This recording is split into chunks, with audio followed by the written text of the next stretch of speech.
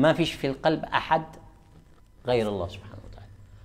وربما الآية حق اللي يدخلوا البحر، ولقد كرمنا بني آدم وحملناهم في البر والبحر وفضلناهم على كثير ممن خلقنا تفضيلا. ويذكر الله في آية أخرى أذكر اللي دخلوا البحر وكانت الرياح طيبة، يعني رياح الإبحار طيبة، وفجأة حصل لهذه الرياح ماذا؟ تغير. جاءتها ريح عاصف، جاءتها ريح عاصف، لو يذكر واحد الآية عاصف، جاءتها ريح عاصف وجاءهم الموج من كل مكان. لاحظوا بداية الإبحار كان ظروف آمنة، ظروف آمنة بموجب معطيات الأرصاد والنشرات الجوية وذا، يعني الإبحار ظروفه آمنة. هو الذي يسيركم في البر والبحر حتى إذا كنتم في الفلك وجرين بهم. لاحظوا معاه قالش وجرين بكم، وجرين بهم، في لفتة عجيبة في الآية. وجرين بهم بريح طيبة معناته ظروف الإبحار آمنة، وجرين بهم بريح طيبة وفرحوا بها. جاءتها ريح عاصف وجاءهم الموج من كل مكان وظنوا أنهم أحيط بهم. يعني لاحظوا الآن الإنسان ما فيش جهد شبذله، ما فيش إمكانية عاد إنه السفينة هذه تعمل حاجة، ما فيش إمكانية حد إنه يجي يغيره ذا. قال دعوا الله مخلصين له الدين. هنا ندرك إيش معنى إخلاص الدين لله سبحانه وتعالى، إنه ما يبقيش في القلب أحد سوى الله.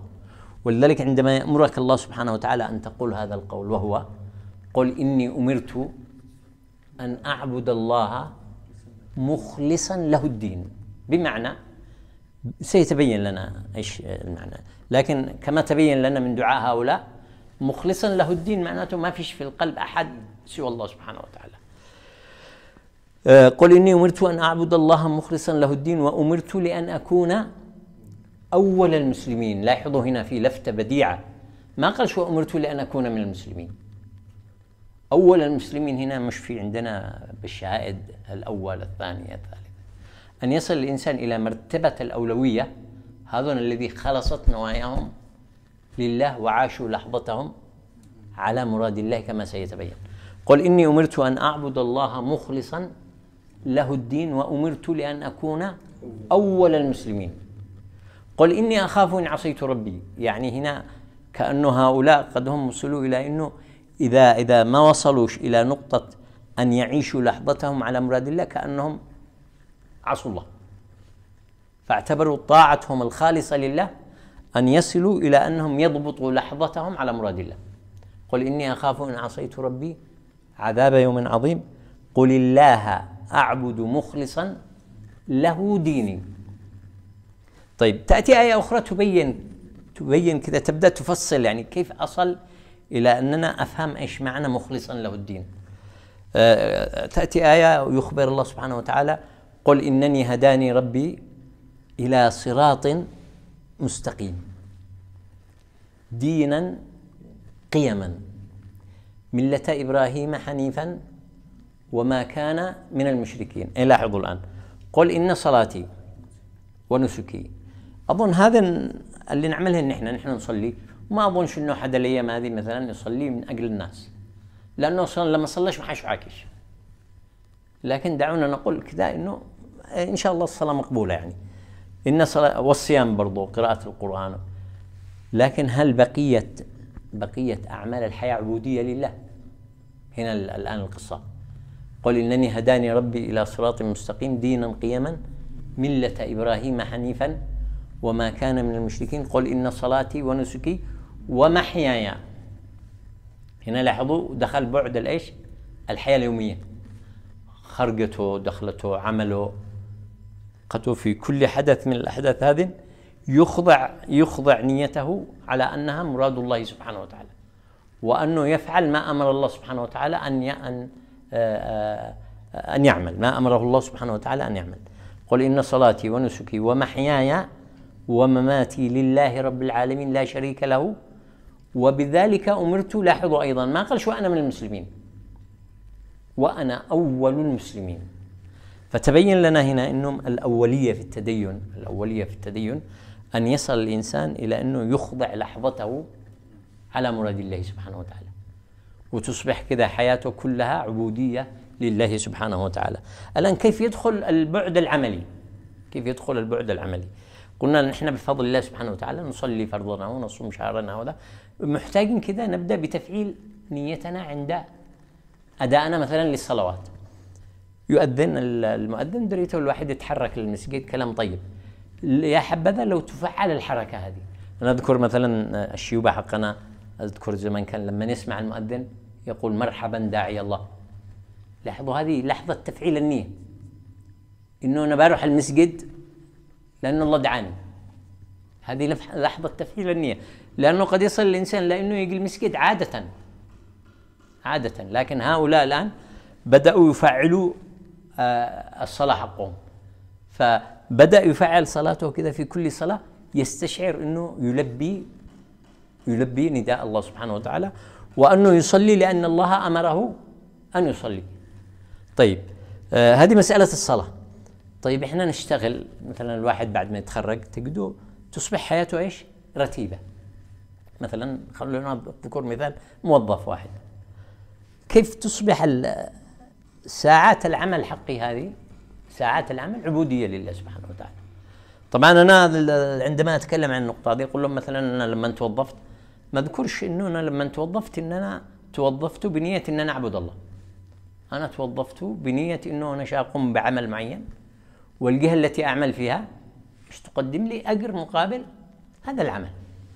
طيب كيف أفعل العمل هذا بحيث يصبح عبودية لله سبحانه وتعالى؟ في آية في كتاب الله سبحانه وتعالى تقول ليبلوكم أيكم أحسن عملا. بمعنى طيب أنا عملي هذا اللي أعمله يوميا وكنت أعمله بنية إنه والله إن إذا هو الراتب مليح شأعمل عمل مليح، وإذا الراتب ما هو مليح شأعمل عمل بما يقابل حقهم.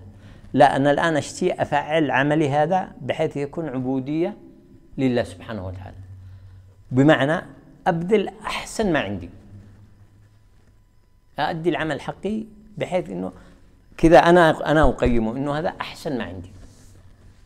هنا دخل الإنسان طور تفعيل نيته في عمله. تصوروا الصلوات الخمس شقين ساعة، ما أظن شقين، خلينا نقول شقين ساعة. إذا نحن نعبد الله في الصلوات هذه ساعة، لكن تصور بعملك كم تعبد الله الآن؟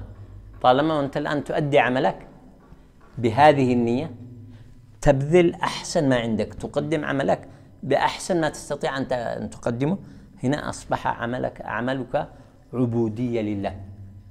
وسترى من كرم الله سبحانه وتعالى ما سترى. يعني أهم شيء أنه تبدأ تفعل الأداء حقك، مش من أجل أن يقال ولا من أجل أن تحصل على مكافأة أو لا، أنا الآن أؤدي عملي بأحسن ما يكون من أجل إرضاء الله سبحانه وتعالى. الآن لاحظوا كم أضيفت عبودية لحياتي اليومية، من جلس يعني من دخلتي لعملي إلى خروجي من عملي، هذه أنا كنت أعبد الله فيها. طيب تلاحظوا بقية اليوم مثلا إحنا في اليمن هنا معنا مجالس يلتقوا الناس الساعات الطوال في المجالس. طيب كيف تصبح هذه المجالس عبودية لله، ما تكونش معصية لله؟ لأنه تحصلوا الناس أحيانا قد يلتقوا ويجلسوا يلا يذكروا الخلق ويغتابوا الناس، وأنه أصبحت اللقاءات عبارة عن أذية للإنسان ولغيره. طيب كيف كيف يصبح عملي هذا عبودية لله سبحانه وتعالى؟ لاحظوا في آية في كتاب الله سبحانه وتعالى تقول لا خير في كثير من نجواهم. من نجواهم يعني الناس يلتقوا ويتكلموا مع بعضها، وهنا لا خير ما قالش حرام، يعني كلام مباح عن الدنيا المباحة، يلتقوا الساعات الطوال ويتكلموا عن الدنيا المباحة، ما فيش لا غيبة ولا نميمة وده. قال الله لا خير فيها، أيضا لا سوء فيها، لكن كونه لا خير فيها، طيب ليش ما أخليش الخير فيها؟ فيبين الله سبحانه وتعالى كيف تتفاعل هذه اللقاءات بحيث تكون عبودية لله ويعود على الإنسان بالخير. لا خير في كثير من نجواهم إلا من أمر بصدقة أو معروف أو إصلاح بين الناس. ولاحظوا اللفتة في الآية هنا: ومن يفعل ذلك ابتغاء مرضات الله فسوف نؤتيه أجرا عظيما. يعني لاحظوا الآن كيف تفعل لقاءاته بالآخرين، وأصبحت لقاءاته بالآخرين عبودية لله سبحانه وتعالى. طيب ماذا بقي من حياتي اليومية؟ بنضيف أمر واحد فقط، وهو إذا أخطأت في أي أمر من الأمور واكتشف أنه في خطأ، من عمل هذا الخطأ؟ هل أستطيع أن أشهد على نفسي وأقول أنا، وأعتبر عبودية لله، امتثالا لقول الله تعالى: يا أيها الذين آمنوا كونوا قوامين بالقسط شهداء لله. ولاحظوا بمن بدأ: ولو على أنفسكم. لأنه الواحد قد يشهد بالحق على غيره، لكن على نفسه لا. هنا عاد المسألة هوى. لكن عندما يصل لهذا العمق: لا خير يا أيها الذين آمنوا كونوا قوامين بالقسط شهداء لله ولو على أنفسكم أو الوالدين. برضو الواحد ممكن يشهد بالحق على أي واحد، لكن لما تكون المسألة على الوالدين يقول لك ها ما يصلح. الله يقول لك لا، لازم تخضع هواك لمراد الله سبحانه وتعالى. كونوا قوامين بالقسط شهداء لله ولو على أنفسكم والوالدين أو والأقربين إن يكن غنيا أو فقيرا. في بعض الناس يقول لك: يا أخي فلان غني ما يحتاجش واحد يشهد عليه، شتبه هذا. يقول لك: ما لكش دخل، أنت قيم أمر الله. ولا العكس، يقول لك: يا أخي إذا فلان فقير بيحبس النوبة قال له برضه ما لكش دخل، قيم أمر الله سبحانه وتعالى. إن يكن غنيا أو فقيرا فالله أولى بهما، ما لم يكن الأمر كذلك فهو الهوى. لذلك آخر الآية يقول الله فيها: فلا تتبعوا الهوى أن تعدلوا وإن تلووا أو تعرضوا فإن الله كان بما تعملون خبيرا. فتلاحظوا إذن الإنسان لو بدأ يدرك أهمية النية وخطرها وبدأ يجاهد نفسه هذه المجاهدة، سيصل بفضل الله سبحانه وتعالى إلى أنه تكون نيته خالصة لله. وهذا اللي عبدوا الله مخلصين له الدين، بمعنى أنهم يعيشون لحظتهم على مراد الله سبحانه وتعالى. فنسأل الله سبحانه وتعالى أن يوفقنا لذلك، وأن يجعلنا من عباده مش المخلصين فقط بل المخلصين. يخلصنا الله سبحانه وتعالى فتكون نيتنا سليمة وخالصة لله سبحانه وتعالى، ونعيش اللحظة على مراد الله. قلت ما سمعتم وأستغفر الله لي ولكم فاستغفروه إنه هو الغفور الرحيم.